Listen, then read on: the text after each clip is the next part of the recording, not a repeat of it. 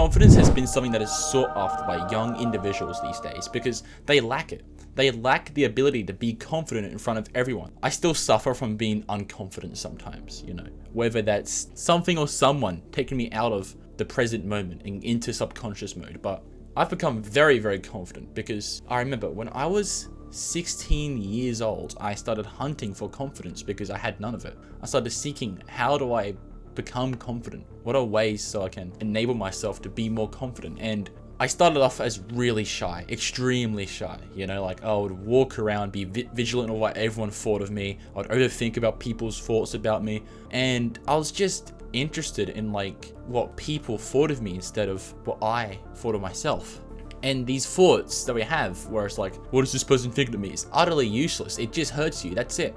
So you don't want to be like this. So how do you become confident? So here are the 5 things that I learned to basically just master confidence. So follow these steps to acquire the best confidence mindset. So number 1 is identity.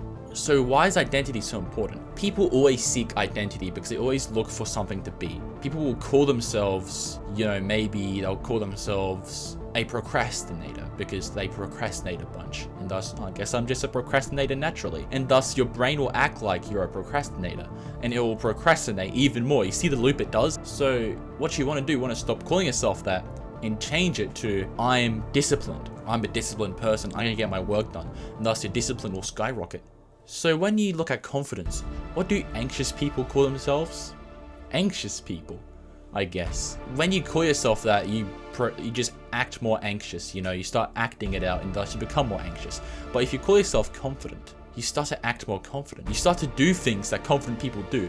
Of course, you might still feel a bit of anxiety, but your brain just ignores it and keeps moving forward, So your brain will just go into the flow of conversation and just talk to people when you feel anxious. And thus the anxiety will just disappear because that's how anxiety works, So identity is really important and it enables your presence a lot. But there's also number 2, acceptance. Now, the reason why the country of Bhutan is so happy is because in Buddhist philosophy, it teaches the individual to just accept everything around them, accept the fact that you're kind of like this, and to pretty much be fine with it. And thus, these people accept their anxious nature and they end up never feeling anxious afterwards, because what happens is that when you accept the feeling for being there, it disappears. So let's take anxiety as an example, because that's the thing you're running from, right?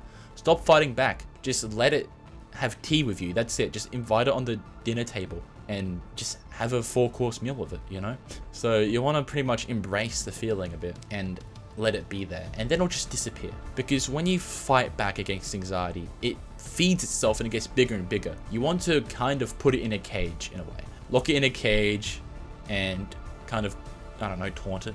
And when you pretty much acknowledge it but don't fight back and let it sit there, it will just disappear. It will kill itself, So that's why acceptance is so important. I do this all the time when I feel that bit of anxiety, because you are going to feel it anyway. We are humans.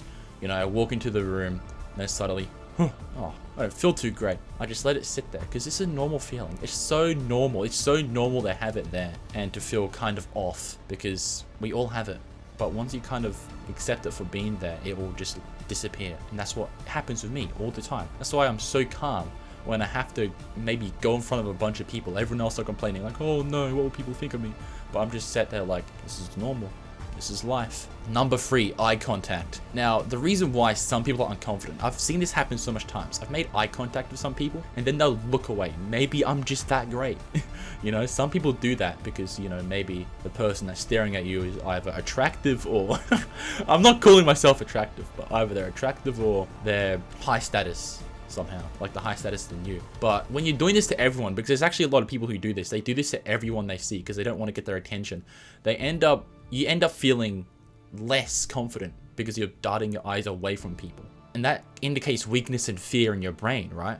So when you walk around making eye contact with everyone instead, you are going to feel so much more confident. You won't feel fear anymore. You'll just look at them and stare at them until they either break eye contact or you two smile or greet each other. And thus, you feel less fear over them. And then you just go on with your own day, So notice how secure you feel when you make that eye contact and how safe you end up feeling as a result. You're facing against the fear instead of backing away from it, And another thing this does is that It just increases your presence. When you acknowledge the person for being there, they'll acknowledge you back. So when you do this to everyone by just giving them eye contact, they now know who you are. They now know that you're there, you know, and if you're able to get a smile off of them, you know, or a wave or a nod, that's even better. Okay, that is so much better. You should be able to do that right now. So making eye contact is so important for confidence. And here's a good example. I remember I was sitting with a friend in a school library, and there was this other dude. He was on his laptop, whatever, who cares what he was doing. He did not make eye contact with us once, like we weren't there. And as a result, we forgot he was there. We forgot he even existed. And then the bell rang, you know, and I kind of looked to my left and like, oh wait, that guy's there. Okay. I just forgot he was there. Because when you don't look at anyone and pretend they don't exist, they'll pretend you don't exist. Well, not pretend to, they'll just think you don't exist, you know? So you should be able to give everyone eye contact, even if that particular person makes you feel nervous. Just do it. Number 4, your thoughts. We all overthink. I overthink rarely these days, but I used to overthink a lot. What happens if I were to walk into this room? I think these people would start being rude to me or whatever. That thought doesn't actually matter. So how do you kind of fight against this? I think the best way is that you need to give yourself a reason to be there, first of all. So you need to go into there and be like, okay, I have a reason to be here. I am here because I'm going to talk to someone or going to pretty much, I don't know, just any example you can find, really. Have a reason to be there. And with that goal, your thoughts decrease because you're focusing on that goal. It kind of stops you from overthinking. And another way you can get rid of overthinking has to do with goals as well. If you have a purpose, you won't be overthinking at home because you're thinking about your purpose instead, you know? And you might overthink about that purpose anyway, but it's so much better than just overthinking about what people think because it's actually useful. When you think about your purpose, you're thinking about how you can extract results from that purpose instead of, oh, what will people think about me? They'll insult me. Why did I do this? Or whatever. So that actually redirected my focus and I stopped overthinking as a result because of, you know, goal seeking. But also, you want to meditate because what does meditation do? That's actually my next point. So number 5, meditation. Meditation, it isn't really a mindset, but it will sharpen your mind and help you with mindset because when you meditate, this is what happens. You are strengthening the prefrontal cortex and weakening the amygdala. So the prefrontal cortex is a logical part of your brain that is like, you know, is conscious. It's mainly your conscious brain. It's very logical. It knows what it's doing. And if you have more of that, you'll be more confident. But your amygdala is the anxious brain, the one that you want to weaken, you know, the one that sits there and be like, oh, I'm just going to get out of consciousness and start being weird. And everyone will think I'm weird. Yeah, that's right. Screw you. You know, you want to kind of meditate so you can strengthen the prefrontal cortex and weaken the amygdala. So this ties into your thoughts because when you do this, you can pick different thoughts and get rid of them just like that. I started doing this to help against certain things like addiction or maybe anxious attachment style or whatever the hell you call it.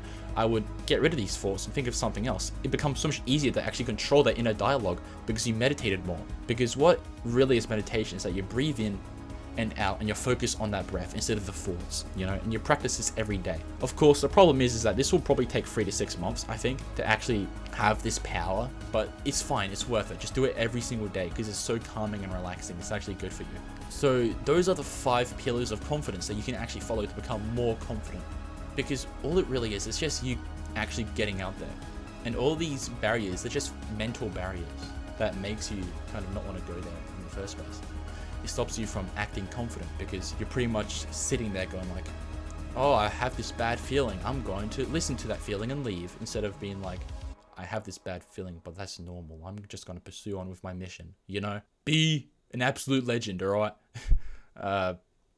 So that's what you want to do. Okay, just follow those 3 principles, okay? Keep never quitting.